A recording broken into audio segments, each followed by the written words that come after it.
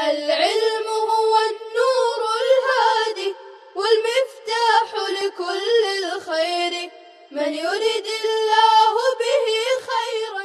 بسم الله الرحمن الرحیم. السلام علیکم ورحمۃ اللہ وبرکاتہ. عزیز طلبہ کرام، اس وقت ہم سورہ نجمہ ہی میں چل رہے ہیں. قرآن کریم کی آیت ہے افرأیت الذی تولی وأعطى قلیلا وأکدى. ان آیات سے متعلق مختصر گفتگو کریں گے انشاءاللہ. اور جہاں تک الفاظ کا تعلق ہے تو تقریباً الفاظ آپ لوگوں کو معلوم ہیں. تولی افرأیت میں حمزہ استفہام تقریر کے لیے، اور رأیت بمعنی اخبرنی، اور الذی اسم موصول صلہ سے مل کر مفعول اول، اور اعطى قلیلا وأکدى.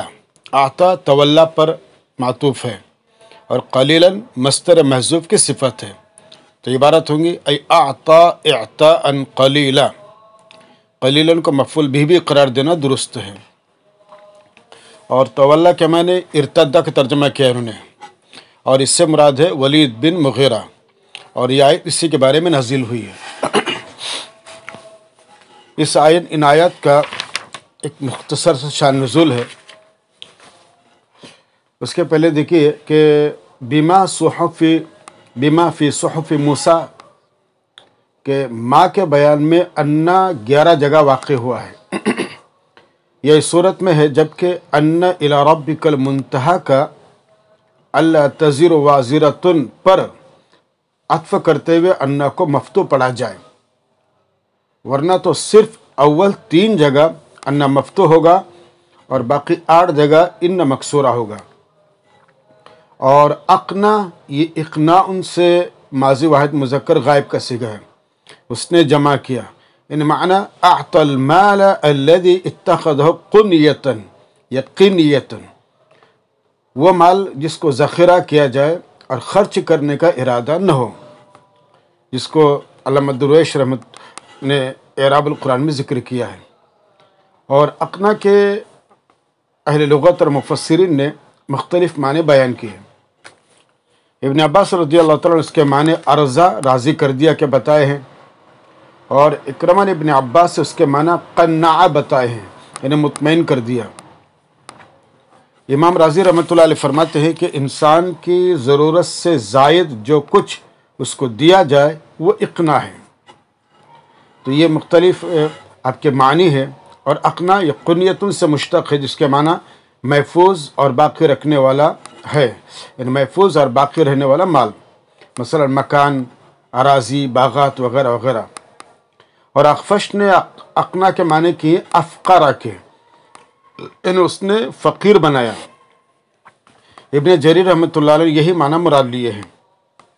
اور جس نے اشکا سلب شکایت کے معنی میں لیا ہے. سیاق و سباق سے بھی یہی معلوم ہوتا ہے، اس لیے کہ سابق سے متقابل چیزوں کا ذکر چلا آ رہا ہے. تو مطلب یہ کہ اس نے جس کو چاہا غنی کیا، جس کو چاہا فقیر کیا. اور رب الشعرا، شعرا سے متعلق ہم نے آپ کو بتلایا کہ یہ روشن ترین تارہ ہے، اور اس کو کلب اکبر بھی کہتے ہیں. اس تارے کو کلب اکبر بھی کہتے ہیں. قریش کا قبیلہ بنو خزاعہ خاص طور پر اس کی پوجا کرتا تھا. دیکھیے افرأیت الذی تولی، ان آیات سے آپ کے مجاہد اور مقاتل نے ذکر کیا ہے کہ یہ مذکورہ آیت ولید بن مغیرہ کے بارے میں نازل ہوئی، اور ضحاک نے کہا ہے کہ نضر بن حارث کے بارے میں نازل ہوئی، اور محمد بن کعب قردی نے کہا ہے کہ ابو جہل کے بارے میں نازل ہوئی. یہ اختلافی روایات ہے، لیکن اکثر مفسرین کی رائے یہ ہے کہ یہ ولید بن مغیرہ کے بارے میں نازل ہوئی. اور واقعہ اس طرح بیان کیا گیا ہے کہ اس کا رجحان اسلام کی طرف ہو گیا تھا ولید کا، اور اللہ کے نبی صلی اللہ علیہ وسلم سے بھی ربط و ضبط اور تعلقات رکھتا تھا. تو مقاتل نے کہا کہ ولید نے قرآن کریم کی تعریف کی تھی، مگر اس کے کسی دوست نے اس کو عار دلائی، شرم دلائی، ملامت کرتے ہوئے کہا کہ تو نے اپنے باپ دادا کے دین کو کیوں چھوڑ دیا؟ اس نے جواب دیا کہ مجھے اللہ کے عذاب سے ڈر لگتا ہے۔ اس ساتھی نے کہا کہ تو مجھے کچھ پیسہ دے دے تو میں آخرت کا تیرا عذاب اپنے سر لے لوں گا، تو عذاب سے بچ جائیں گا۔ پھر ولید کو کیا ہی چاہیے تھا، چنانچہ ولید نے اس کی بات مان لی اور خدا کی راہ پر آتے آتے رہ گیا۔ اور ایک معاہدہ جو ہوا تھا طے شدہ مال کا کچھ دینا، اس نے مزید دیتا رہا تو اس نے مزید مطالبہ کیا اور کچھ دے دو، مگر ولید نے مزید دینے سے انکار کر دیا۔ اسی واقعے کی طرف آیت میں اشارہ ہے۔ اس واقعے کی طرف اشارہ کرتے ہوئے مقصود کفار مکہ کو یہ بتانا ہے کہ آخرت سے بے فکری اور دین کی حقیقت سے بے خبری نے ان کو کیسی جہالتوں اور حماقتوں میں مبتلا کر دیا۔ قرآن کریم کے آیت فرماتی اعندہ علم الغیب فہو یرا، یعنی شان نزول میں جو واقعہ پیش کیا گیا ہے اس کے مطابق آیت کا مطلب یہ ہے کہ اس شخص نے اسلام کو اس لیے چھوڑ دیا کہ اس کے کسی ساتھی نے اس سے کہہ دیا تھا کہ آخرت کا تیرا عذاب میں اپنے سر لے لوں گا اور تجھ کو بچا دوں گا۔ لیکن اس احمق نے اس بات کا یقین کیسے کر لیا؟ کیا اس کو علم غیب تھا جس سے وہ دیکھ رہا ہے کہ کفر کی صورت میں وہ جس عذاب کا مستحق ہوگا وہ عذاب یہ ساتھی اپنے سر لے لیں گا اور مجھے بچا دیں گا؟ یہ کتنی سراسر جہالت اور دھوکے کی بات ہے۔ اگر مذکورہ واقعے سے قطع نظر کر لی جائے تو آیت کے معنی یہ ہوں گے کہ وہ شخص جو اللہ کی راہ میں خرچ کرتا کرتا رک گیا ہے تو اس کی وجہ یہی ہو سکتی ہے کہ اس کو یہ خیال ہوا ہوگا کہ اگر موجودہ مال خرچ کر دوں گا تو پھر کہاں سے آئیں گا؟ تو اس کی تردید میں فرمایا کہ کیا اس کے پاس علم غیب ہے جس کے ذریعے وہ یہ دیکھ رہا ہے کہ مال ختم ہو جائیں گا اور اس کے علاوہ اور مال اس کو نہ مل سکیں گا؟ تو یہ بہرحال یہ غلط ہے۔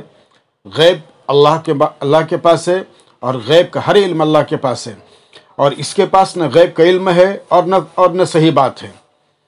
اس لیے اللہ تعالیٰ نے ارشاد فرمایا ما انفقت من شیء فهو يخلفه وهو خیر الرازقین، یعنی تم جو کچھ خرچ کرتے ہو اللہ تعالیٰ اس کا بدل تمہیں دیتے ہیں اور اللہ بہترین اس کے دینے والے ہیں۔ حدیث میں اللہ کے نبی صلی اللہ علیہ وسلم نے خود حضرت بلال رضی اللہ تعالیٰ عنہ سے فرمایا تھا کہ انفق یا بلال ولا تخشى من ذی العرش اقلالا، یعنی اے بلال اللہ کے راہ میں خرچ کرتے رہو اور عرش والے اللہ کی طرف سے اس کا خطرہ نہ رکھو کہ تمہیں مفلس کر دیں گا۔ اس لیے انسان کو اللہ کے راستے میں اپنی حیثیت کے مطابق خرچ کرتے رہنا چاہیے۔ اور اس کے بعد پھر فرمایا اولم ينبأ بما في صحف موسیٰ و ابراہیم الذی وفى، اس میں ان تعلیمات کا خلاصہ بیان کیا گیا جو حضرت موسیٰ اور حضرت ابراہیم کے صحیفوں میں نازل ہوئی تھی۔ حضرت موسیٰ کے صحیفہ سے مراد تورات ہے، اور حضرت ابراہیم علیہ السلام کے صحیفے تو وہ آج دنیا میں کہیں موجود نہیں ہیں۔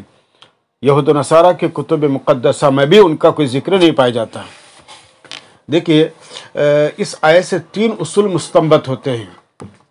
صاحب جلالین رحمۃ اللہ علیہ نے لکھا ہے کہ ایک یہ کہ ہر شخص اپنے عمل کا ذمہ دار ہے، ہر شخص اپنے عمل کا ذمہ دار ہے۔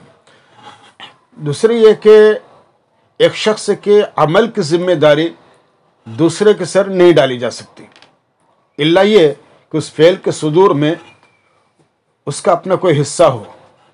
اور تیسری یہ کوئی شخص اگر چاہے بھی تو کسی دوسرے شخص کے فعل کی ذمہ داری اپنے پر نہیں لے سکتا، اور نہ اصل مجرم کو اس بنا پر چھوڑا جا سکتا ہے۔ قرآن کریم کا آیت دیکھیں وَأَن لَيْسَ لِلْإِنسَانِ إِلَّا مَا سَعَى، جیسا کہ ما سبق میں معلوم ہو گیا کہ کسی کا گناہ دوسرے کے سر نہیں ڈالا جا سکتا۔ اسی طرح آیت سے یہ بھی معلوم ہوا کہ کسی کی سعی دوسرے کو فائدہ نہیں پہنچا سکتی۔ تو اس آیت سے جو حصر مستفاد ہے کہ ہر شخص کو اسی کے عمل کی جزا ملے گی، دوسرے کے عمل کی نہیں۔ اور اس کے بعد پھر مزید آپ کے اس آیت سے 3 اصول مرتب ہوتے ہیں۔ ایک یہ کہ ہر شخص جو کچھ بھی پائے گا اپنے عمل ہی کا پائے گا، جو کچھ بھی پائے گا وَأَن لَيْسَ لِلْإِنسَانِ إِلَّا مَا سَعَى، جو کچھ بھی پائے گا اپنے عمل ہی کا پائے گا۔ دوسری کہ ایک شخص کے عمل کا پھل دوسرا نہیں پا سکتا، اور تیسری یہ کہ کوئی شخص سعی اور عمل کے بغیر کچھ نہیں کر سکتا۔ تو مطلب یہ ہے بچوں کہ جس طرح کوئی شخص کسی دوسرے کے گناہ کا ذمہ دار نہیں ہو سکتا، اسی طرح آخرت میں اجر بھی انہی چیزوں کا ملے گا جن میں اس کی اپنی محنت ہوں گی، اور جس میں اس کی محنت نہیں ہوں گی تو ظاہر ہے کہ وہ اس کو ملنے والا نہیں ہے۔ جیسے بعض لوگ دنیا کے معاشی معاملات پر غلط طریقے سے منطبق کر کے اسے یہ نتیجہ نکالتے ہیں کہ کوئی شخص اپنی محنت کی کمائی کے سوا کسی چیز کا جائز مالک نہیں ہو سکتا۔ ایسا معاملہ نہیں ہے، جو انسان محنت کرے گا اللہ کی طرف سے اس کو عنایت ہوگا، البتہ کوئی کسی کا عمل کا بوجھ نہیں اٹھا پائے گا۔ اب یہاں پر دیکھیے کہ اللہ تعالیٰ نے اعمال کی کچھ قسمیں بیان کی، عبادات کی۔ فقہائے حنفیہ کہتے ہیں کہ عبادات کی 3 قسمیں ہیں۔ نمبر 1 خالص بدنی عبادت جیسے نماز، روزہ، ایمان وغیرہ۔ دوسرے خالص مالی عبادت جیسے زکوٰۃ، صدقہ وغیرہ۔ اور تیسرے مالی اور بدنی سے مرکب جیسے حج۔ پہلی قسم میں نیابت درست نہیں، یعنی کہ نماز وغیرہ میں مثلا ایک شخص دوسرے شخص کی طرف سے نماز پڑھ لے اور دوسرا شخص اس عمل سے سبکدوش ہو جائے، یہ دوسرے کی طرف سے فرض رکھ لے اور دوسرا اس فرض سے سبکدوش ہو جائے، یا ایک شخص دوسرے کی طرف سے ایمان قبول کر لے اور دوسرا اس سے سبکدوش ہو جائے اور دوسرے شخص کو مومن قرار دیا جائے، یہ نہیں ہو سکتا۔ تو دیکھیے ایک قسم ہوئی عبادات سے متعلق۔ آیت مذکورہ کی اس تفسیر پر ظاہر بات ہے کوئی فقہی اشکال نہیں اور نہ کوئی شبہ ہی ہو سکتا ہے۔ حج بہرحال ایک اہم ترین عبادت ہے، زکوٰۃ ایک اہم ترین عبادت ہے، اور حج کے متعلق یہ ہے کہ حج دوسرے کی طرف سے کیا بھی جا سکتا ہے، جیسے حج بدل وغیرہ۔ اور زکوٰۃ تو بہرحال انسان اپنے کمائی کے دیں گا، مرنے والے کی طرف سے زکوٰۃ نہیں ہوں گی، وہ عطیہ صدقہ وغیرہ ہو سکتا ہے۔ اس کے بعد دیکھیے کہ قرآن کریم کی بہت سی آیات میں اللہ تعالیٰ فرماتے ہیں کہ یعنی ایصال ثواب کے جو طریقے اس وقت رائج ہے اس سے متعلق بہت سی بحثیں ہیں، البتہ ہم ان بحثوں کو چھوڑ دیتے ہیں، اور آسان طریقہ یہ ہے کہ ایصال ثواب ایک حقیقت ہے اور اپنے مرنے والے کو ثواب پہنچایا جا سکتا ہے کسی کو نیک عمل کے ذریعے سے، صدقہ اور خیرات وغیرہ کے ذریعے سے، لیکن جو فرضی عبادات ہے نماز، روزہ، یہ ان کا ثواب انسان کو خود کو ملتا ہے اور ان کے ذریعے سے تقسیم نہیں کی جا سکتی۔ اچھا، اس کے بعد پھر آپ کے خالص بدنی عبادت میں نیابت اور ان کا ایصال ثواب، یعنی خالص مالی عبادت یا مالی اور بدنی عبادت سے مرکب عبادات میں نیابت اور ایصال ثواب کا واضح ثبوت ملتا ہے۔ اب رہیں خالص بدنی عبادت میں نیابت اور ایصال ثواب کا ثبوت، تو بعض احادیث ایسی بھی ہیں جن سے اس نوعیت کی عبادت میں نیابت کا جواز ملتا ہے۔ مثلا ابن عباس رضی اللہ تعالیٰ عنہ کی یہ روایت کہ قبیلہ جوہینیہ کی عورت نے حضور پاک صلی اللہ علیہ وسلم سے دریافت کیا کہ میری ماں نے روزے کی نذر مانی تھی اور وہ پوری کیے بغیر ہی مر گئی، تو کیا میں اس کی طرف سے روزے رکھ سکتی ہوں؟ تو آپ نے فرمایا اس کی طرف سے رکھ لے، اور اس کو بخاری مسلم نے، نسائی نے، ابو داؤد وغیرہ نے روایت کیا ہے۔ حضرت ابو ہریرہ رضی اللہ تعالیٰ عنہ کی ایک روایت ہے کہ ایک عورت نے اپنی ماں کے متعلق پوچھا کہ اس کے ذمہ 1 مہینے کے روزے یا دوسری روایت کے مطابق 2 مہینے کے روزے تھے، تو کیا میں روزے ادا کروں؟ آپ نے اس کو بھی اس کی اجازت دے دی، اور اس کو مسلم شریف نے، ترمذی وغیرہ ابو داؤد نے ذکر کیا ہے۔ قرآن کریم کے دیکھیے آیت ہے کہ وَأَنَّ سَعْيَهُ سَوْفَ يُرَىٰ۔ اچھا، اوپر جو بات چل رہی تھی اس سے متعلق حضرت عائشہ رضی اللہ تعالیٰ عنہ کی ایک روایت ہے کہ آپ صلی اللہ علیہ وسلم نے فرمایا من مات وعلیہ صیام صام عنہ ولیہ، جو شخص مر جائے اور اس کے ذمہ کچھ روزے ہوں تو اس کی طرف سے اس کا ولی روزے رکھ لے، اور یہ روایت بخاری، مسلم اور احمد کی ہے۔ حضور پاک صلی اللہ علیہ وسلم کے الفاظ یہ ہیں کہ فَلْيَصُمْ عَنْهُ وَلِيُّهُ إِنْ شَاءَ، یعنی اگر اس کا ولی چاہے تو اس کی طرف سے روزے رکھ لے، انہی احادیث کی بنا پر اصحاب حدیث امام اوزاعی اور ظاہریہ اس کے قائل ہیں کہ بدنی عبادات میں بھی نیابت جائز ہے، مگر امام صاحب رحمۃ اللہ علیہ اور امام مالک رحمۃ اللہ علیہ، امام شافعی رحمۃ اللہ علیہ کا فتویٰ یہ ہے کہ میت کی طرف سے روزہ نہیں رکھا جا سکتا، اور امام احمد، امام لیث فرماتے ہیں کہ صرف اس صورت میں ایسا کیا جا سکتا ہے جب مرنے والے نے اس کی نظر مانی ہو اور وہ اسے پورا نہ کر سکا ہو۔ یہ توجیحات ہے، بہرحال دونوں چیزیں ساتھ میں ہیں اور دونوں چیزیں ہم نے آپ کے سامنے پیش کر دی ہیں۔ قرآن کریم کی آیت ہے وَأَنَّ سَعْيَهُ سَوْفَ يُرَى، یعنی دنیا میں اس نے جو بھی اچھا برا کیا، چھپ کر کے اعلانیں کیا، قیامت کے دن سامنے آ جائیں گا اور اس پر اسے پوری جزا دی جائیں گی۔ وَأَنَّهُ أَضْحَكَ وَأَبْكَى، ان خوشی اور غمی دونوں کے اسباب اسی کی طرف سے ہیں، اچھی اور بری قسمت کا رشتہ اسی کے ہاتھ میں ہے، یعنی اللہ ہی کے ہاتھ میں سب کچھ ہے، انسان کو نیک عمل کی کوشش کرنی چاہیے۔ اور پھر جو قرآن کریم جو آیت وہی کہ وَأَنَّهُ أَغْنَى وَأَقْنَى، اغنا کے معنی کیا ہے؟ دوسروں کو غنی کرنا، اور اقنا قنیتوں سے سے مشتق ہے، جس کے معنی محفوظ اور محفوظ سرمایہ کے، محفوظ رکھنے کے۔ تو آیت کی مراد یہ ہے کہ اللہ تعالیٰ ہی لوگوں کو مالدار اور غنی بناتا ہے، اور وہی جس کو چاہے اتنا سرمایہ دیتا ہے کہ اس کو ذخیرہ کر سکے۔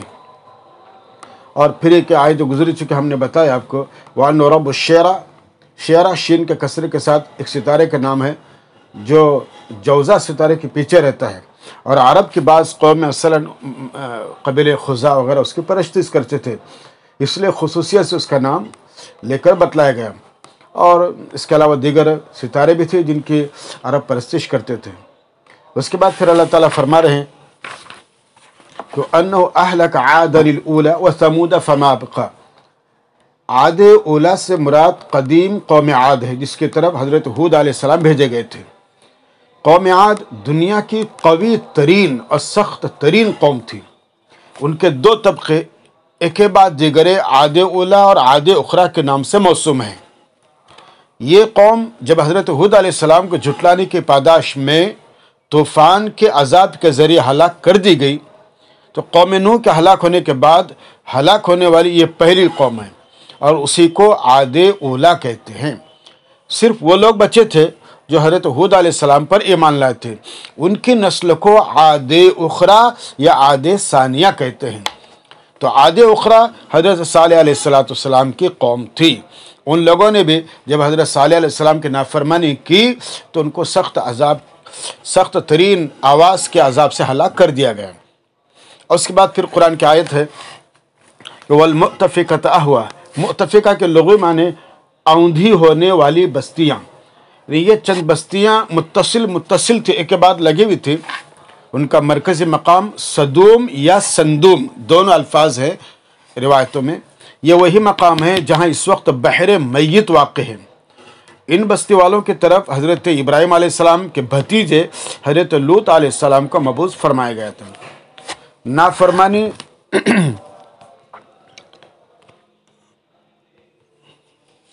نافرمانی کی وجہ سے ان کو عذاب میں گرفتار کیا گیا تھا، اور بے حیائی آخری حد تک پہنچ چکی تھی ان کی، اس لیے جبریل علیہ السلام نے اللہ کے حکم سے ان کو الٹ دیا تھا، اور اوپر سے ان کے اوپر پتھروں کی بارش کر دی تھی۔ اس لیے قرآن نے فرمایا فغشاها ما غشا، یعنی ڈھانپ لیا ان کو جس چیز نے ڈھانپ لیا، مراد وہ پتھراؤ ہے جو بستیاں الٹنے کے بعد ان پر کیا گیا۔ یہاں تک صحف موسیٰ اور صحف ابراہیم کے حوالے سے جو تعلیمات بیان کرنی تھی وہ ختم ہو گئی۔ اور اس کے بعد پھر اللہ تعالیٰ فرماتے ہیں کہ فَبِأَيِّ آلَاءِ رَبِّكَ تَتَمَارَىٰ، تمارا کے معنی جھگڑنے اور مخالفت کرنے کے ہیں۔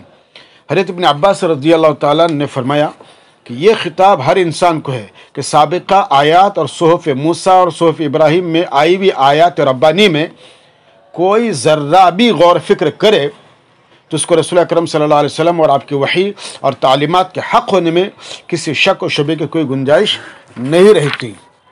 اور اس کے بعد پھر قرآن کریم کی آیت ہے هَذَا نَذِيرٌ مِّنَ النُّذُرِ الْأُولَىٰ، ہادہ کا اشارہ محمد صلی اللہ علیہ وسلم یا قرآن کی طرف ہے۔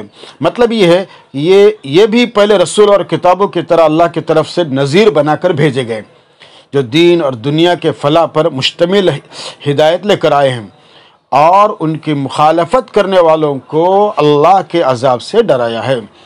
اس کے بعد پھر اللہ تعالیٰ فرماتے ہیں کہ ازیفت الازیفہ، بمعنی ازیفہ معنی قربہ، یعنی قریب آنے والی، قریب آ پہنچی، اللہ کے سوا اس کا کوئی ہٹانے والا نہیں، مراد قیامت ہے۔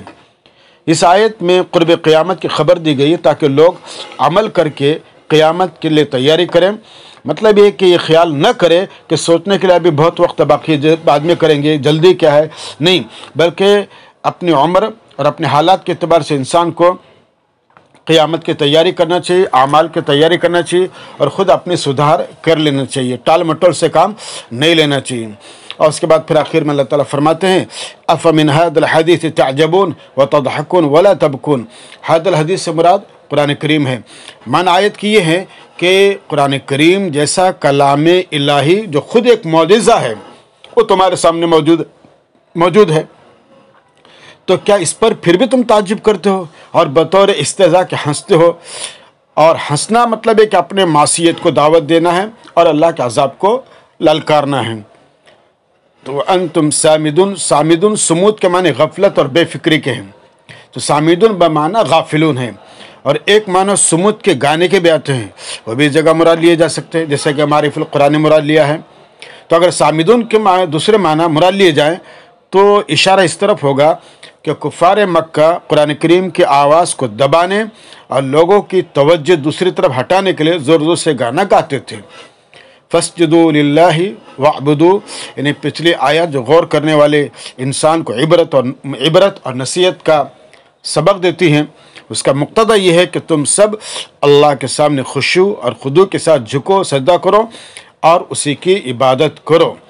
یہ ان آیات سے متعلق مختصر کلام ہوا۔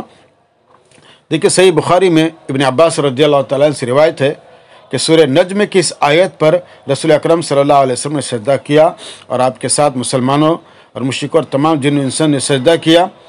اور عبداللہ بن مسعود رضی اللہ تعالیٰ عنہ کی دوسری روایت میں ہے کہ تمام حاضرین نے سجدہ کیا مگر صرف ایک قریشی بوڑھے نے جس کا نام امیہ بن خلف ہے سجدہ نہیں کیا، بلکہ زمین سے کچھ مٹی اٹھا کر پیشانی سے لگا لی اور کہا کہ مجھے یہ کافی ہے۔ حضرت عبداللہ بن مسعود رضی اللہ تعالیٰ نے فرمایا پھر میں نے اس شخص کو حالت کفر میں مقتول پڑا ہوا دیکھا۔ تو بہرحال یہ ان آیات سے متعلق مختصر کلام تھا، اور اس کے بعد انشاءاللہ ہم سورہ قمر کا آغاز کریں گے انشاءاللہ العزیز۔ اس لیے اس مجلس کو یہاں ختم کرتے ہیں، اور آئندہ انشاءاللہ سورہ قمر کا آغاز کریں گے دوسری مجلس کے اندر۔ والسلام علیکم ورحمۃ اللہ وبرکاتہ۔ السلام عليكم، لا تنسوا الاعجاب بالفيديو والاشتراك في القناة تشجيعا لنا لنستمر بنشر المزيد إن شاء الله.